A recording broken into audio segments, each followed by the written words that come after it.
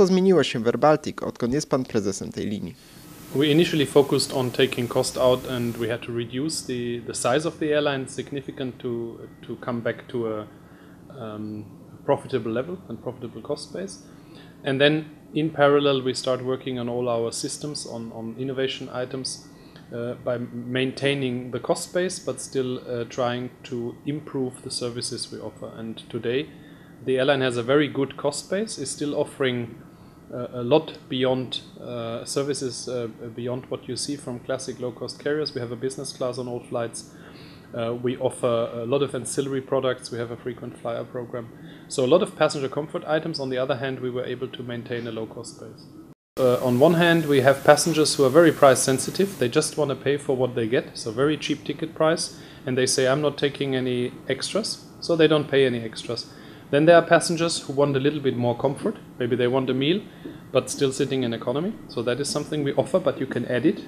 And then we have passengers who say, I want hassle-free travel with everything included, with a lounge and free baggage allowance. I want to change my ticket whenever I want. And that's then the passenger who choose business class. Jak ważne dla airBaltic jest lotnisko przesiadkowe w Rydze?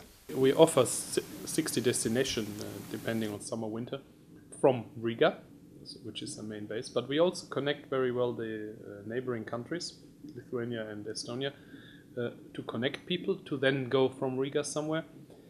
And we have a lot of offer for passengers traveling from the west to the east, or from the Nordics down in the south, transferring here. So still the mix is slightly now a little bit more point-to-point than 50%, shifting in winter probably more to 60% point-to-point, and 40% is still transfer traffic.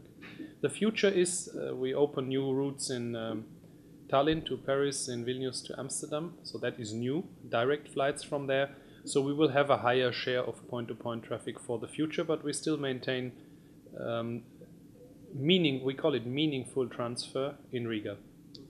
airBaltic offers by far the most point-to-point connections from the Baltics into all directions, and I think this accounts for then 3 million passengers, while the city only has 750,000 inhabitants. Strategie łączenia wschodu z zachodem mają chociażby LOT, Finnair. I think everybody has his own strength. We have a strength here that we have an airport which lets you transfer within 10 minutes. A small airport, very fast. We optimize the airport, and airBaltic is optimized to do this transfer. Then we are sitting in Riga and not in Warsaw or in Helsinki, which is a different place. We're in the center of the Baltics. We have been culture capital this year. Will be European presidency next year. Different things happening here. And we have, compared to the other two air carriers you mentioned, a much lower cost base, which should give us a natural advantage against these carriers, because we operate at lower cost and therefore can offer lower ticket prices. So if you compare us on the ticket price to others, not now Ryanair or Wizz Air, but if we take LOT or we take Finnair, then we have on comparable routes in average lower ticket prices. The C-Series coming end of next year is the schedule for our first aircraft to arrive, and that will then change it from the classic 737s to the C-Series.